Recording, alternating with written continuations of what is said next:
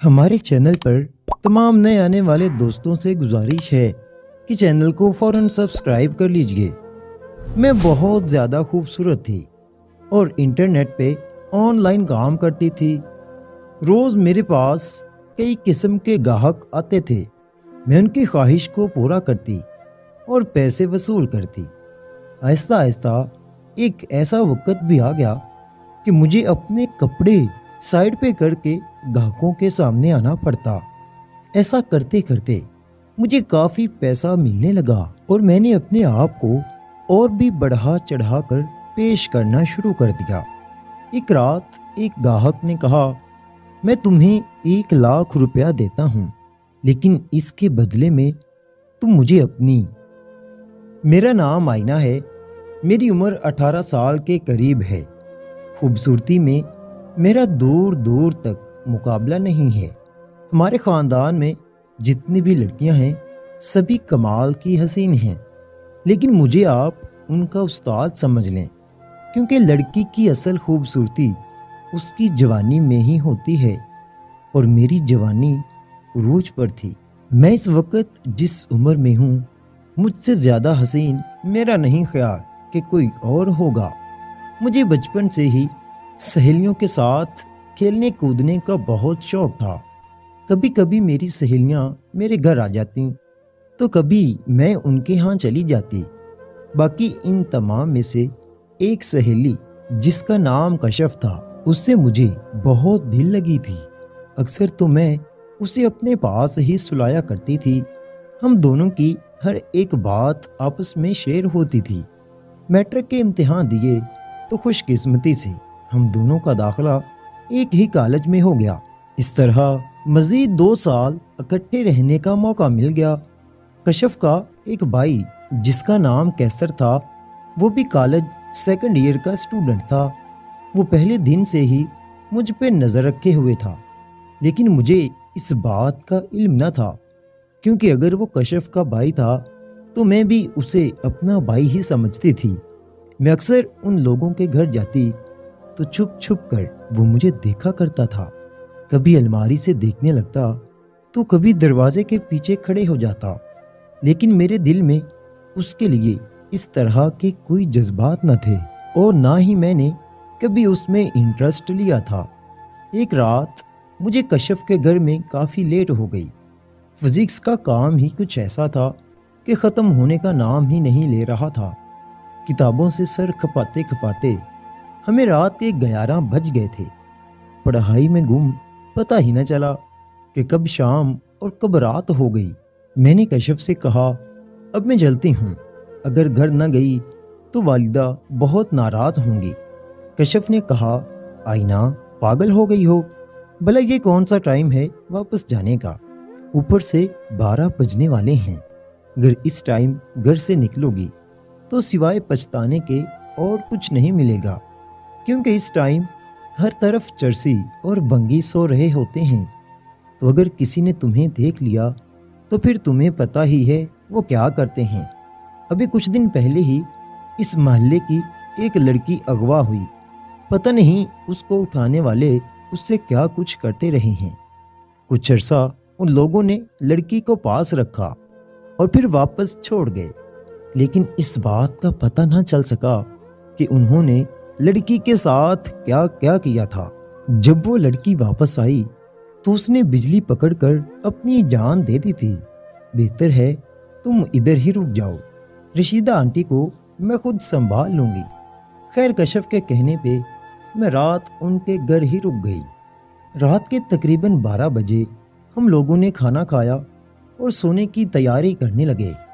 मैं कशफ के कमरे में मौजूद थी और वो बात में गई थी। मौका पाते ही कैसर कमरे के अंदर आया। मैं उसे देखकर घबरा गई। मैंने कहा, कैसर भाई क्या बात है, आप अभी तक जा क्यों रहे हो? सुबह तुमने कॉलेज नहीं जाना क्या? कैसर ने कहा, हमें भी लिफ्ट करवा दिया करो। मैं कैसर भाई के अपने लिए जज्बात सुनकर बहुत हैरान हुई। मैंने कहा, कैसर भाई प्लीज़ तुम इधर से चले जाओ, मुझे सोने दो। कैसर ने कहा, आईना तुम्हें मुझसे प्यार करना होगा, नहीं तो مجھے زبردستی کرنا بھی آتی ہے۔ میں نے کہا کیسر بھائی، میں تجھے بھائی سمجھتی ہوں، تمہارے بارے میں نے کبھی اس طرح کا خیال بھی ذہن میں پیدا نہیں کیا۔ کیسر نے میرا ری ایکشن دیکھا تو مجھ پہ ٹوٹنے سا لگا۔ وہ جیسے ہی میری طرف بڑھا تو اتنے میں کشف بھی بات سے نکل آئی۔ کیسر نے اسے دیکھا تو وہ کمرے سے باہر نکل گیا، لیکن مجھے ایسے گھورتا گیا جیسے وہ میری خاص چیز لے کر ہی چھوڑے گا۔ کشف نے مجھ سے پوچھا کہ کیسر تم سے کیا کہہ رہا تھا، تو میں نے اسے ساری حال حقیقت بیان کر دی۔ اس رات کے بعد میں کبھی بھی کشف لوگوں کے گھر نہیں گئی۔ میری اتنی جرت ہی نہ بنی کہ میں کیسر کا سامنا کر سکوں، اور اس بات کے بارے میں نے کسی کو بھی ذکر نہیں کیا تھا۔ خیر کرتے کرتے 1.5 سال کا عرصہ بیت گیا۔ 12ویں جماعت کے پیپر ہوئے تو کچھ عرصے کے لیے پڑھائی سے جان چھوٹ چلی۔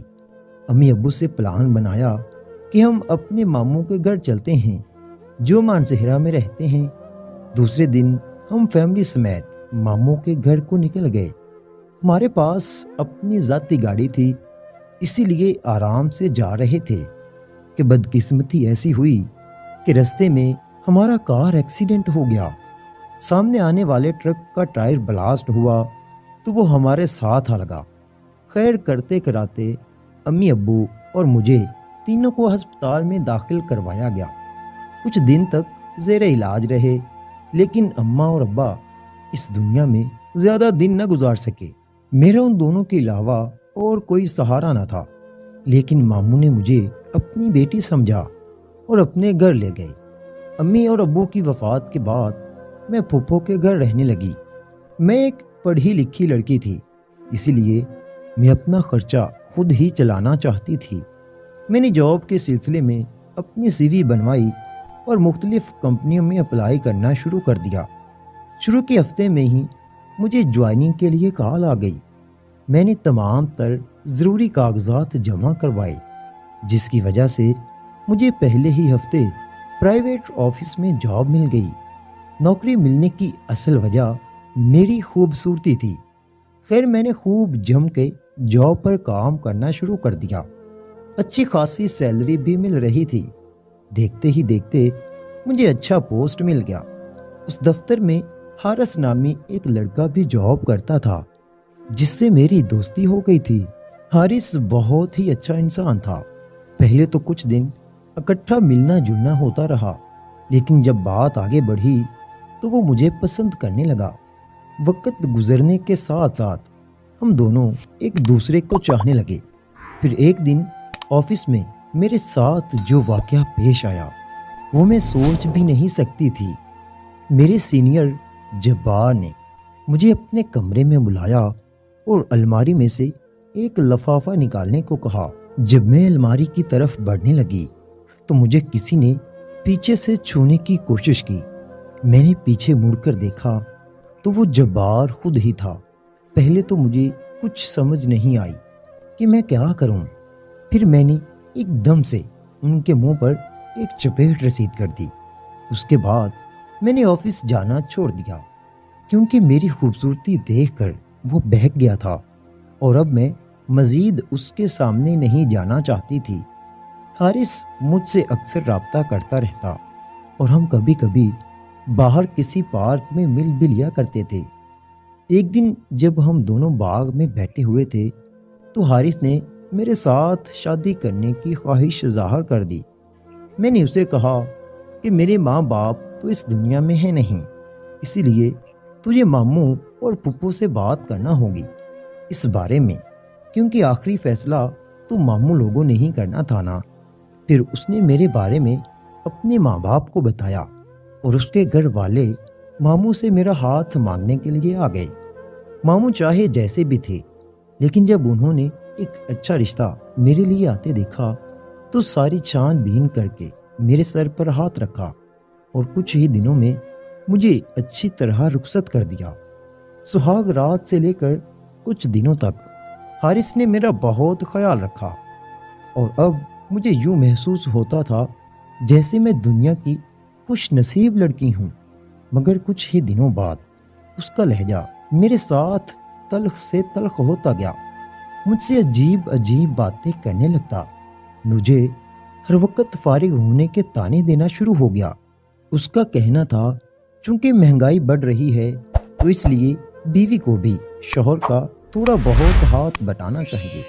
اسی سلسلے میں میں نے مختلف جگہ پر دوبارہ سے اپلائی کرنا شروع کر دیا، مگر اب مجھے کوئی خاص کام نہ مل سکا۔ چونکہ جوانی بھی ڈلنے لگی تھی، اسی لیے کوئی نوکری دینے کو تیار ہی نہیں تھا۔ ادھر حارث جو مجھ سے پہلے ہی اکتایا رہتا تھا، اب تو مجھ پر تشدد بھی کرنے لگا، کہنے لگا کہ فلاں کی بیوی اتنی اچھی جاب کر رہی ہے، تم بالکل بیکار عورت ہو جو گھر میں صرف روٹیاں پاڑ سکتی ہو۔ پھر ایک دن ایک دائی ہمارے گھر پہ آئی، اس کے کپڑے اور زیور دیکھ کر میں حیران ہو گئی۔ شکل و صورت سے وہ کچھ خاص نہیں لگتی تھی، لیکن اس کے پاس مال و دولت کافی موجود تھی۔ اس کے بارے میں جانتی تھی کہ اس کے شوہر کا ایک معمولی سا سپر اسٹور تھا۔ میں نے دائی سے کہا کہ اگر برا نہ مانو تو ایک بات پوچھوں۔ اس نے کہا کہ پوچھو، کیا بات ہے؟ میں نے کہا کہ اتنے مہنگے کپڑے اور زیورات کہاں سے لائی ہو؟ اس نے کہا کہ یہ سب میرے یاروں اور دوستوں کی بدولت ہے۔ میں ایک سائٹ پر اپنے یاروں اور دوستوں سے بات چیت کرتی ہوں جس کا مجھے بے شمار مال ملتا ہے۔ میں اس کی بات سن کر حیران ہوئی، کیونکہ مجھے کسی بھی حال میں پیسہ کمانا تھا۔ اسی لیے میں نے اس سے کہا، بی بی جی مجھے بھی اس کام کے بارے میں بتاؤ نا۔ اس نے کہا، ہاں آئینہ، کیوں نہیں، میں تمہیں سب کچھ اچھے سے سمجھا دوں گی، مگر ایک بات یاد رکھنا کہ اس سائٹ پر اپنے یاروں دوستوں کا خیال رکھنا پڑتا ہے، ان کی ہر بات ماننی پڑتی ہے۔ میں نے دائی کو مکمل تسلی دی اور کہا، آپ پریشان نہ ہوں، میں سب کچھ کر لوں گی۔ اس کے بعد میں نے دائی سے سب طریقہ کار سمجھا، اور پھر میں نے بھی اس سائٹ میں اپنے آپ کو منتخب کروا لیا۔ میں برقعے میں لوگوں کے سامنے آتی، پہلے تو لوگ مجھ پر زیادہ توجہ نہ دیتے تھے، اس کی وجہ سے کچھ خاص کمائی بھی نہیں ہو رہی تھی۔ میں دوبارہ دائی کے پاس گئی اور ساری حال حقیقت اس کے سامنے بیان کر دی۔ دائی نے مجھ سے کہا کہ کچھ پانے کے لیے کچھ کھونا بھی پڑتا ہے، گاہک کی مرضی کے مطابق کپڑے پہنا کرو، پھر اپنی کمائی دیکھنا۔ پہلے تو میں اس بات کو مناسب نہیں سمجھتی تھی، لیکن مجھے پیسہ کمانا تھا کسی بھی حال میں، اسی لیے اب میں مختلف روپ میں لوگوں کے سامنے آنا شروع ہو گئی۔ کبھی کسٹمر کوئی خواہش کر دیتے تو کبھی کوئی مجھے جس طرح بھی کھڑا ہونے کو کہتے، میں ان کی بتائی ہوئی پوزیشن میں کھڑی ہو جاتی، کیونکہ مجھے مال چاہیے تھا، اسی لیے ہی تو میں ان کی ہر فرمائش پوری کر رہی تھی۔ لیکن اب میں ایک ایسی دلدل میں دھنستی جا رہی تھی جس کا مجھے اندازہ نہیں تھا۔ آہستہ آہستہ ایک ایسا وقت بھی آ گیا کہ مجھے اپنے کپڑے اتار کر لوگوں کے سامنے آنا پڑا، لیکن جب میں ایسا کام کرتی تو اپنی اصلی شناخت ظاہر نہیں کرتی تھی، اور ہر وقت اپنا چہرہ رومال سے ڈھانپے رکھتی تھی۔ بس اسی طرح وقت گزرتا گیا اور لوگ آتے گئے، مجھ سے جو کچھ کہتے میں وہ کرتی جاتی اور پیسے آنے شروع ہو جاتی۔ ایک دن اس سائٹ پر ایک آدمی مجھ سے عجیب سی فرمائشیں کرنے لگا۔ میں اس کی ہر قسم کی فرمائشیں پوری کرتی رہی اور میرا بھاؤ بھی مسلسل بڑھتا چلا گیا۔ اس نے کہا کہ اگر چہرے سے رومال ہٹا دو تو 2 لاکھ کا اضافہ ابھی کر دوں گا۔ 2 لاکھ کا نام سن کر میری تو باتیں کھل گئیں۔ یہ رقم بہت زیادہ تھی۔ پہلے تو میں نے انکار کرنا چاہا، لیکن فوراً مجھے حارث کے طعنے یاد آئے، کیونکہ میں نے اس کو یہ بتا رکھا تھا کہ میں آن لائن نوکری کرتی ہوں، مگر یہ نہیں بتایا تھا کہ کون سی نوکری کرتی ہوں۔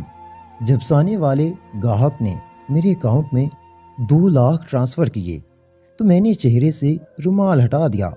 پھر اس نے پیچھے سے آواز دی کہ حارث ادھر آؤ، یہ والا مال چیک کرو۔ شاید وہ کسی دوست کو بلا رہا تھا۔ جلدی سے آؤ یار۔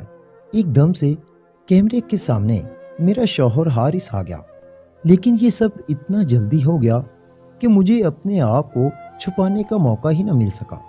मेरा मौजूदा ग्राहक वो मेरे शौहर का दोस्त था, लेकिन मुझे तो ये बिल्कुल भी मालूम नहीं था। मैंने लैपटॉप बंद किया, बैग उठाया और कुछ देर सोचती रही, लेकिन सिवाय उधर से निकलने के मेरे जहन में कोई बात नहीं आई। इसीलिए मैं घर से चली गई। मैं ये सोचकर घर से निकली कि हारिस अब मुझे कबूल नहीं करेगा। मुझे घर से भागे हुए 2 साल हो चुके हैं। अब मैं एक किराए के मकान में रहती हूँ, मजबूर होकर उसी साइट पर काम कर रही हूँ, वरना पेट पालने के लिए कहीं बाहर भीख मांगनी पड़ेगी। मैं नहीं जानती कि हारिस ने मुझे ढूंढा होगा या नहीं, मगर मैं इतना ज़रूर जानती हूँ कि मेरी ज़िंदगी की तबाही का जिम्मेदार हारिस ही था। मर्द का काम औरत को कमा कर देना है, जबकि औरत का काम घर को संभालना है। हारिस एक लालची शख्स था, जिसने सबके सामने मुझे अपने जिस्म की नुमाइश करने पर मजबूर कर दिया था। मेरे पास अब पैसा तो बहुत था, लेकिन सुकून की ज़िंदगी मुझसे मीलों दूर जा चुकी थी। अगर मेरे नाजरीन का वक्त ज़ाया हुआ हो तो माजरत चाहती हूँ, लेकिन हर शौहर को चाहिए कि अपनी बीवी को इस हद तक मजबूर न करे कि वो अपना जिस्म बेचने पर मजबूर हो जाए। अल्लाह पाक सब बेटियों के नसीब अच्छे करें, आमीन।